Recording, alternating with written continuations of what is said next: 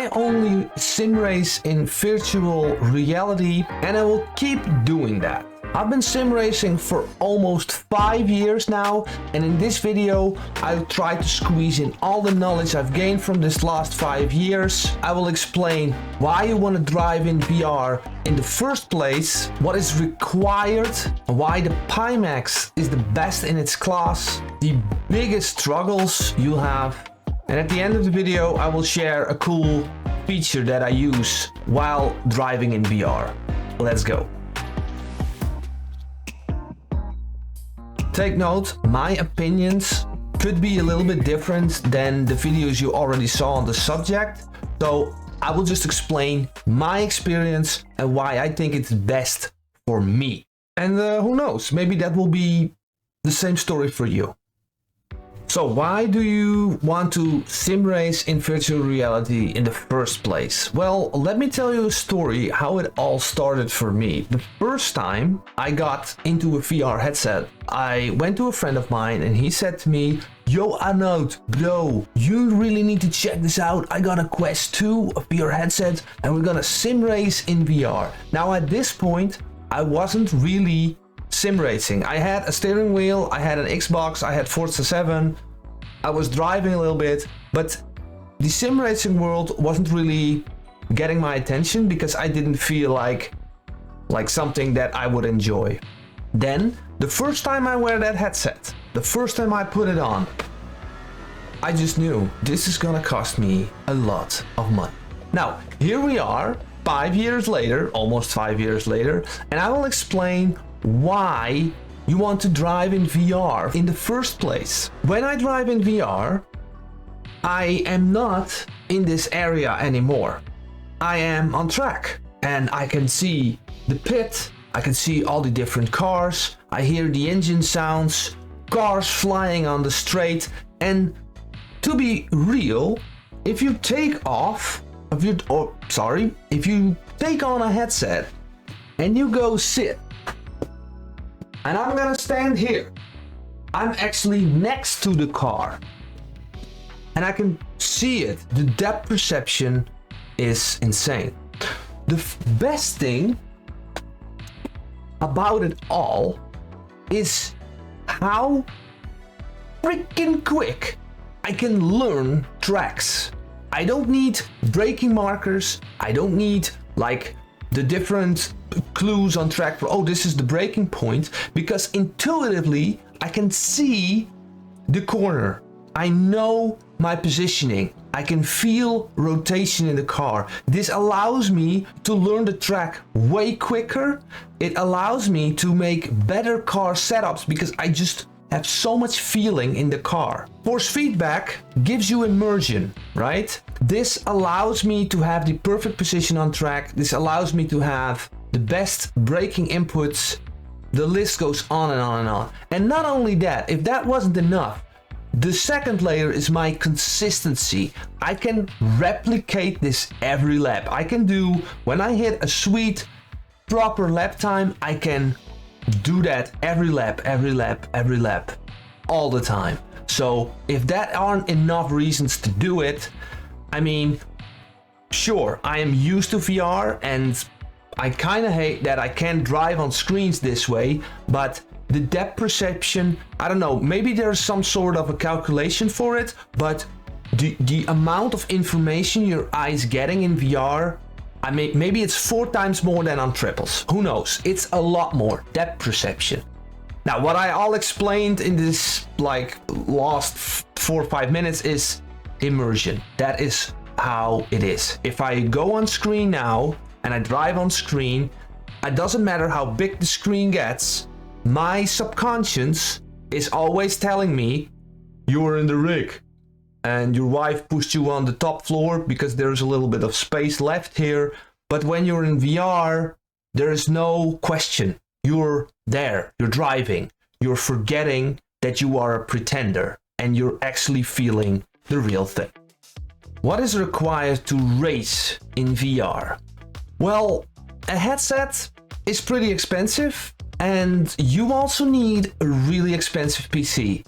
I've seen people that drive like with the 20 series or maybe a 30 series graphics card, but I really recommend going 4080 or higher, because the things that I explained in the previous chapter only apply with a really juicy graphics card. And not only the graphics card, also your CPU needs to be high tier. Only then will you get the best experience in every sim. Also, with the new graphics cards coming, the 50 series from Nvidia, it's really interesting because that would drop the prices maybe a little bit for the 40 series, and it starts to get accessible for a more wider audience. Hey, and if you're liking this content this far, please hit that like button and, I don't know, consider subscribing. Now, before we go to the biggest struggles in VR, I need to talk about the best headset in its class. The Pimax Crystal Light with local dimming. The local dimming for sim racing, I think is very important because we will drive in the nighttime, and local dimming basically means that the LEDs of the black patches will actually turn off, and then black is really black. And I don't know what the pricing is, but you should really get the local dimming version. The reason why I like this headset so much is because it has a direct link to the GPU. So it's directly linked up, and that gets the best flowing experience as of a frame rate perspective and optimization. What is also super cool about the Pimax is that it has a great support with the Pimax support. So when I set it up, there were quite some problems, and I had some tracking problems. I will later in this video I will explain what I did and how they helped me. But it has a great support system, and it really feels like they're really going all in on this headset. With the knowledge that I have now, I don't see any headset competing with this one. And because I use the Quest 2, I use the HP Reverb. Now I'm on this headset, and I also really feel this headset has a future. So I'm bottlenecking now my GPU 4090, and my processor is a 5800X3D. So maybe I need to upgrade that at some point. Anyways, I think this headset can last for multiple years. And as of the quality of this headset, I thought when I run the Quest 2, I thought the HP Reverb was an upgrade compared to the Quest 2, and then this headset is a significant upgrade from the HP Reverb. So I made a video before about I'm questioning this headset, but it's actually delivering. Now, what I will also say about the Pimax headset, although it looks pretty big, the size of this headset does not represent its weight. It's a little bit lighter than my HP Reverb, but I would say it has the same weight as a Quest 2, which has a battery inside. So don't min-max it out. Maybe there's a little bit of a difference, but it does feel a lot lighter than it shows. I have a lot of settings for OpenXR that I'm also using with this headset, and Open Composite, and settings in games and all that stuff. If you want to take over my settings that I am using for OpenXR, that I use for Assetto Corsa Competizione, that I use for Le Mans Ultimate, and what I'm going to use for Assetto Corsa Evo, then subscribe to my Patreon. It's free, and you can get to the collections, and there will be a VR thread, and sometimes I will just update some settings or all that stuff, right? So check it out. Oh, and I totally forgot one thing about this Pimax headset. It's the audio. It's shit. It's horrible. So what I would try to do, and this is how I do it, yeah? I'm not saying this is perfect, but I set on this microphone. Sorry, this, I put on this, not the microphone, bruh. The headphones, and the way my headphones is set up is I can put this over my headphones. So I use the audio from the headphones, and this is really comfortable. So I don't know what kind of headset or headphones you are using, but like this is, I don't know if you can see it, but this is a small, not even that small of a distance. So that's something you want to take note of. I really hate the audio, but I wish that you could disconnect them somehow, but I haven't figured it out yet. Now this is probably one of the most important parts of this video, and that are the struggles with VR racing, setting it up, using it real time. And yeah, I'm not gonna lie, there is some work to be done. Get ready to frustrate a lot. Or how do you actually say that? Like, get ready to get frustrated a whole lot. So you're gonna need to do a lot of tweaking and testing out to get the steady frame rates, because the frame rates can really destroy the experience for you. You really need steady frame rate. That's absolutely a must. And sometimes there can be a lot of stuff interfering with the frame rates. Don't use the comment section for all the issues you might face, because it's different for everyone. Yeah, you need to become some sort of an expert on a headset that you're using. And there is this thing called motion sickness. Motion sickness, how I think about it, if people go sit on my rig, like friends or family or whatever, they want to try it out, some of them, they cannot drive for 1 minute. They get like completely disoriented, and I will explain why that is. What's actually happening is that your brain is being tricked into the fact that you're driving a race car. So you're accelerating, but you don't feel the G-forces. So you get a disconnect from like your body and your brain. It's like a disconnect, and this connection needs to be made.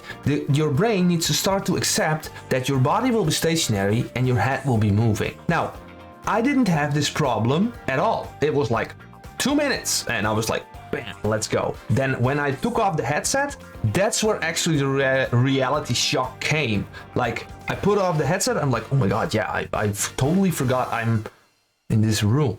Right? I'm not on track. You need to start with this gradually. Let your body adapt to this motion sickness.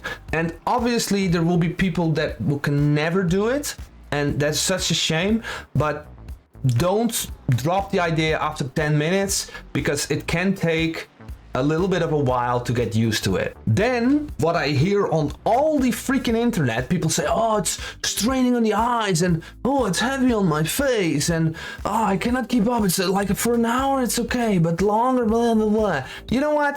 I think that yes, it is straining on the eyes. Yes, it kinda doesn't feel that comfortable, but in this society and this time of like in the world we live in currently, we are so much dependent on the best comfort and feeling the nice touches and have nice chairs, perfect air conditioning. We are becoming weak men.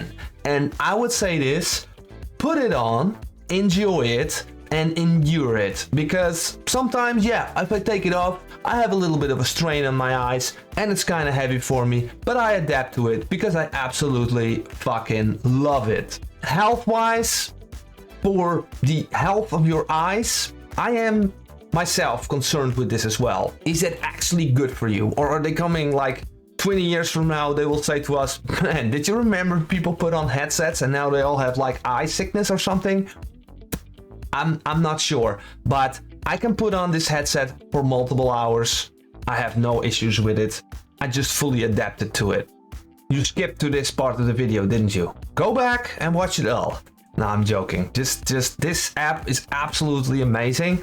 This allows me to view the chat when I'm streaming, but you can also use it for overlays or other third-party software, or creating an image in your VR environment that you can fully adjust everywhere you want it to go, and it moves with your virtual world. So your head, when you turn your head, it will be in place, but when your environment starts to shift, it goes with you. And this app is called Open Kneeboard. Now, I will show you really quick how you need to use it to set it up a little bit. But when you have detailed questions or how to set it up, I really recommend you go to their Discord page. They always try to help out and such. So let's go. Let's show the app. So this is a little bit of the process I go to when I start everything up, right? So I put on my headset like this, and I'll start playing the Le Mans Ultimate. By the way, quick side note, you can also start your assets from the Pimax itself. With Assetto Corsa Competizione, I need to start it from Pimax itself, so just know that. A little trick here, if you want to create some headroom in VR, you want to obviously use OpenXR and Open Composite, which I'm running now. You can see I am not opening Steam VR because that's very heavy for your system. But also take note that I use this screen now to show you guys, but there's also ways to take out the reprojection, and that will also give you some headroom for VR. Now, let's say I started up the game like this. Very nice out. But if I'm going streaming, I need the chat in my VR headset so I can communicate with you guys, right? So how do I actually do that? What I typically do is I have this screen. Here's you can disconnect the chat from the game or from the live stream, and this window will be captured by Open Kneeboard. So now I open up Open Kneeboard, and you can see there is a yellow box around it all of a sudden, right? So I don't know if you can see it on the streaming software, but when I show Open Kneeboard right here, so let me just take this one over here, you can see it captures that screen, right? Now, if I take on my headset, it is in my environment. I can see it now. Let me show you a picture how that actually looks. So if I adjust it right here, I can make it bigger. Now, what you need to do is virtual reality, and in this, here's the tooth wheel, and you first need to recent it every time, and then it's actually in my field of view, right? So now I can see your guys chatting, and over here I can roll it, change it, the angle, whatever. The way to add it, when you go to settings and you go to tabs, you can add a tab, and what I did was a window capture, right? And here you got all the window captures you can do. So I don't know what kind of application you want to have in your VR environment. I want to have the chat. It's only possible to do one or two, I'm not sure, but with the two, I got them two at the same time. But what you can do when you're driving VR, you can get an overlay in your VR environment, like braking input or throttle input, or the trace, for instance, or something else, a fuel calculator maybe. So I want to thank people from Open Kneeboard for creating this app, because it has been a massive value to me. So I just wanted to share that as well, because I think it's quite important for VR. I hope they put in a way that you can put multiple screens in there and some presets and all that good stuff. I would even go as far to say that I'm willing to pay money for that as well. Now, there's a lot of stuff and knowledge that is probably also was needed to mention, but this video got way too long. If you want a real installation guide from the Pimax headset, or you want some additional info, let me know in the comments. Also what you think about my approach to VR, and thanks for watching.